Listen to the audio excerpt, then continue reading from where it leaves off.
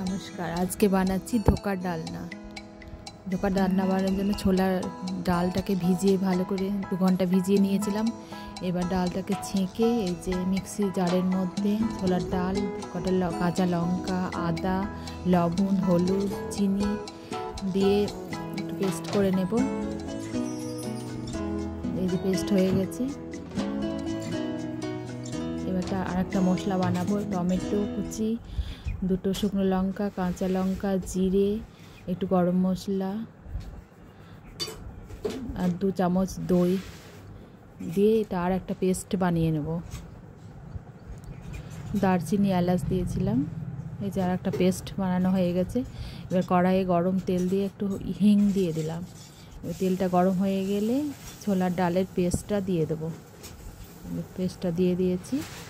এবার এটাকে ভালো করে শুকনো করে নেড়ে ভালো করে নেড়ে এটাকে করে নেব। কড়াইয়ে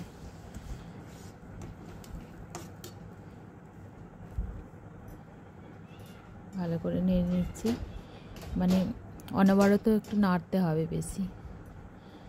নাড়া হয়ে গেছে। এবার থালাতে তেল মাখিয়ে নিয়েছি।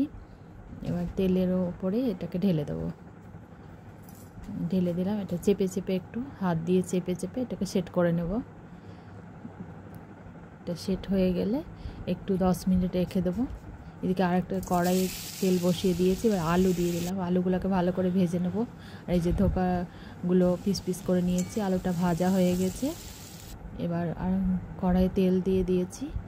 এবার একটু শুকনো লঙ্কা ধোকাগুলো ভেজে নেব। এগুলো ভালো করে লাল করে ভেজে নিচ্ছি। কড়াইয়ে এবার তেল দিয়ে দিয়েছি। তেজপাতা, শুকনো লঙ্কা, একটু জিরে ফোড়ন, একটু এলাচ, দারচিনি সব দিয়ে এটাকে ভেজে নিচ্ছি। একটু হিংও দিয়েছি, একটু চিনিও দিয়ে দেবো। মশলাটা দিয়ে দিলাম। হলুদ, লবণ, লঙ্কা গুঁড়ো সব দিয়ে দিচ্ছি। একটু লঙ্কার গুঁড়ো দিয়ে দিলাম। আলুটা ভালো করে মশলাটা কষানো হয়ে গেলে আলুটাকে দিয়ে দিয়েছি। আলুটা একটু ভালো করে কষিয়ে নেব। দিয়ে এবার গরম জল দিয়ে দিলাম। গরম জল এটা ভালো করে ফুটলে এই যে ধোকাগুলো দিয়ে দিলাম। এটা ভালো করে ফুটলে নাড়ে চেড়ে